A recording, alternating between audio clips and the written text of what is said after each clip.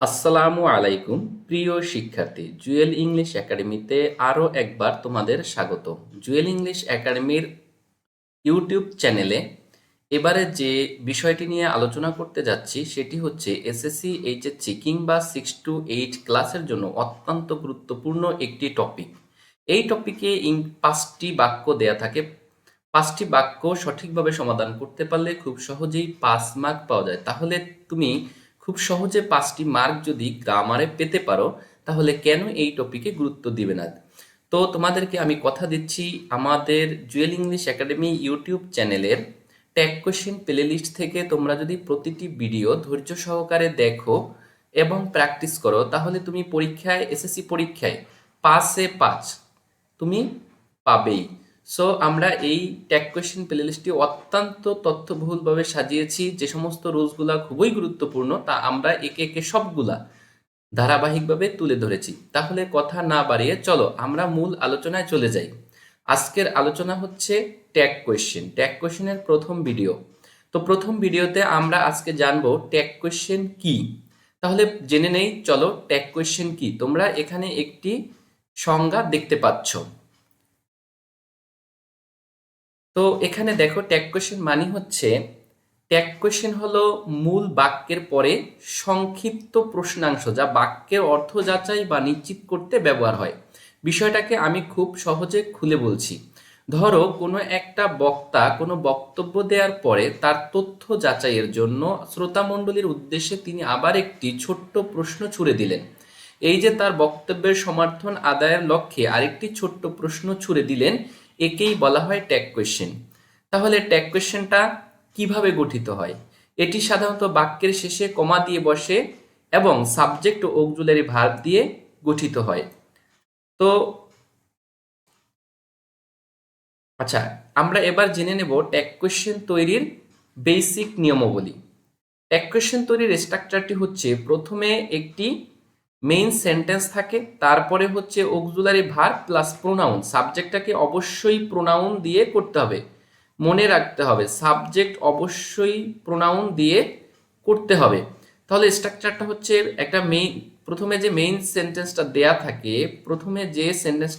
থাকে, সেই মেইন সেন্টেন্সের পরে আমরা প্রথমে একটা অক্সিলারি ভার্ব দিব। অক্সিলারি ভার্বের পরে আমরা প্রোনাউন দেব, অবশ্যই সাবজেক্টের প্রোনাউন ব্যবহার করব। তো রিমেম্বার কেয়ারফুলি, মনে রাখবে যদি বাক্যটি অ্যাফার্মেটিভ থাকে তাহলে অবশ্যই ট্যাগটি হবে নেগেটিভ। বাক্যটি অ্যাফার্মেটিভ সেন্টেন্স হলে ট্যাগটি হবে নেগেটিভ, এবং বাক্যটি যদি নেগেটিভ সেন্টেন্স হয় তাহলে ট্যাগ হবে অ্যাফার্মেটিভ। তাহলে আমরা এখান থেকে কি শিখলাম? আমরা যেটা শিখলাম সেটা হচ্ছে, একটা ট্যাগ কোশ্চেন তৈরি করতে হলে মেইন সেন্টেন্সের পরে যে কমা থাকবে, সেই কমার পরে একটা অক্সিলারি ভার্ব দিতে হবে। অবশ্যই অক্সিলারি ভার্বটি বাক্যের উপরে নির্ভর করবে। তারপরে আমরা যে সাবজেক্ট থাকবে সে সাবজেক্টের প্রোনাউন ব্যবহার করব। এবং খুব কেয়ারফুলি মনে রাখবে যে অ্যাফার্মেটিভ বাক্যের নেগেটিভ ট্যাগ কোশ্চেন হবে এবং নেগেটিভ বাক্যের অ্যাফার্মেটিভ ট্যাগ কোশ্চেন হবে। এবার চলো আমরা বেসিক রুলসগুলো জেনে নিই, ট্যাগ কোশ্চেনটা কিভাবে করতে হয়। আজকের এই ভিডিওর মাধ্যমে শুধুমাত্র এই যে basic master rule of making tag question, এতটুক জানার মাধ্যমে তুমি মোটামুটি 90% ট্যাগ কোশ্চেন সমাধান করতে সমর্থ হবে। তাহলে দেরি না করে চলো আমরা ট্যাগ কোশ্চেন করার যে মাস্টার রুল রয়েছে সেই মাস্টার রুলটি এখন দেখব। প্রিয় শিক্ষার্থী, মনে রাখবে ট্যাগ কোশ্চেন করতে হলে, তুমি যদি ট্যাগ কোশ্চেন করো তাহলে মূল যে সেন্টেন্সটি রয়েছে সেটি কিন্তু অপরিবর্তিত থেকে যাবে। আবার বলছি, ট্যাগ কোশ্চেন করার ক্ষেত্রে মূল সেন্টেন্সটি অপরিবর্তিত অবস্থায় খাতায় লিখবে। দেন একটা কমা বসবে, কমার পরে যেটা করতে হবে, টেন্স অনুযায়ী প্রথমে অক্সিলারি ভার্ব বসবে। বাক্যটি যদি পজিটিভ হয় তাহলে নট, যা অক্সিলারি ভার্বের সাথে সংক্ষেপে অ্যান অ্যাপোস্ট্রোফ টি, এবং বাক্যটি যদি নেগেটিভ হয় তাহলে নট বসবে না। মনে রাখবে, বাক্যটি নেগেটিভ হলে নট বসবে না, আর বাক্যটি যদি পজিটিভ হয় তাহলে নট বসবে।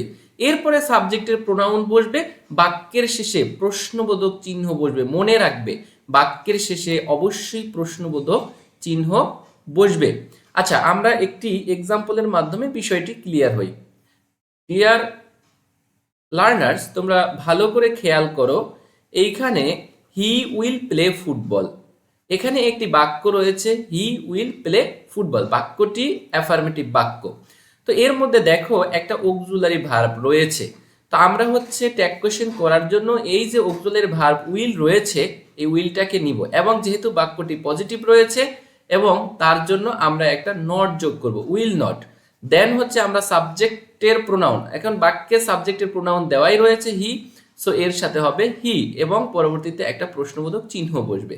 তাহলে উইল নট হি। এখন ট্যাগ কোশ্চেনের একটা খুব সুন্দর নিয়ম রয়েছে, সেই নিয়মটা হচ্ছে অক্সিলারি ভার্বের সাথে যখন নট যোগ হবে তখন অবশ্যই অক্সিলারি ভার্ব এবং নটের সংক্ষিপ্ত রূপ বসবে। তো উইল নট, এই উইল নটের সংক্ষিপ্ত রূপ হচ্ছে ওন্ট, উইল নটের সংক্ষিপ্ত রূপ হচ্ছে ওন্ট।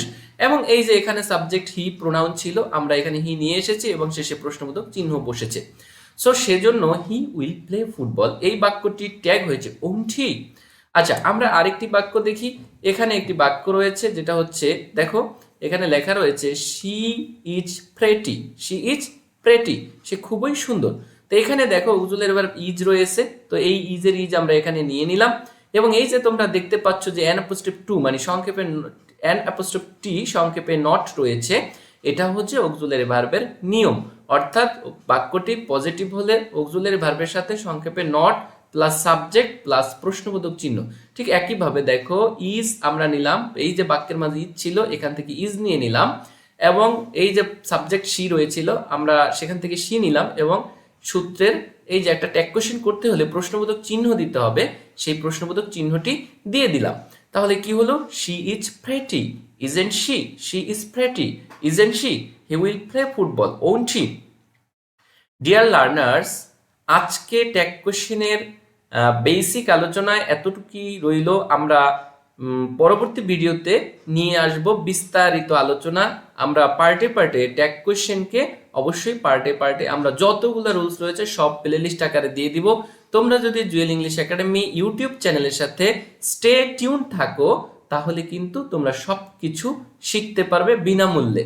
তো আমার এই ক্লাসটি যদি ভালো লাগে তাহলে অবশ্যই চ্যানেলটি সাবস্ক্রাইব করতে কিন্তু ভুলো না। আর হ্যাঁ, লাইক কমেন্ট শেয়ার করো, তোমার একটি লাইক কমেন্ট শেয়ার আমাদেরকে আরো নতুন নতুন ভিডিও দিতে অনুপ্রাণিত করবে। সে পর্যন্ত ভালো থাকো, আল্লাহ হাফেজ।